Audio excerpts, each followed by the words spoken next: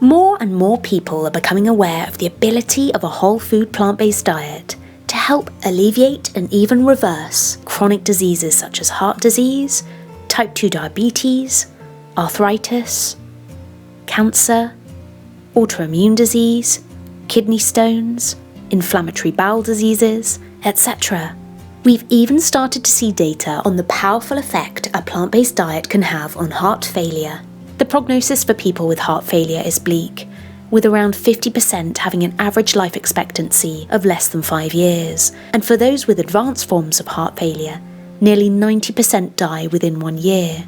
According to the NHS, it cannot be cured, but the symptoms can be controlled by medication. And yet, a case series has recently been released where doctors for the first time are treating heart failure with a whole food plant-based diet. This is amazing. But these sorts of conditions aside, a plant-based diet can also have benefits you may have never thought about. So let's take a listen as Dr. Michael Greger tells us more.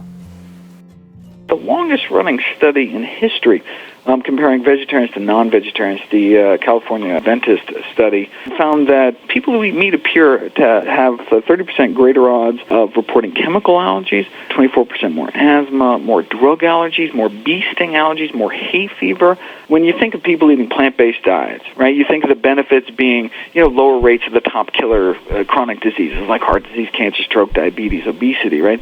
But I think many people might be surprised to find out how far that kind of health protection goes. I mean, bee sting allergies affected by a diet, that was really something, I think, significant. And they also noted that they went through all the major surgeries. Non-vegetarians were more likely to have gone in for surgeries for everything from kind of varicose veins and hemorrhoids, which make a little more sense, but even more hysterectomies.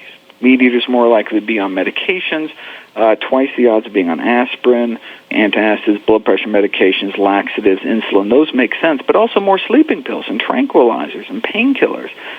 So maybe that's because of some of the links between meat and arthritis. Yeah, the prevalence of these so-called atopic diseases, like the asthma, hay fever, eczema, really does seem to be increasing year by year around the world, even quadrupling. Asthma rates, hospitalization for food allergies, even just over the last 5 years here in the United States. We got a little new insight. Researchers in Japan were wondering if it was kind of the westernization of the Japanese diet that could account for the dramatic rise in incidence.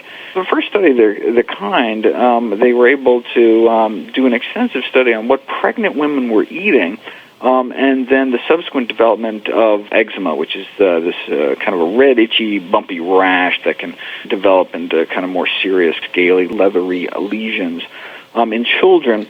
And what they found was that pregnant women who ate the most meat, 3 times the likelihood of giving birth to infants who would later become afflicted with eczema. And so they suggest that certain components of meat may somehow affect the immune system of the fetus still in utero. During pregnancy, cutting down on meat consumption may decrease the risk of allergic diseases. What about after you're born? Well, there was a Polish study in 2010 that found that vegetarian children seem to be protected against allergies. Thank you so much for watching. If you liked the video, please give it a thumbs up, leave a comment below and subscribe for more upcoming videos.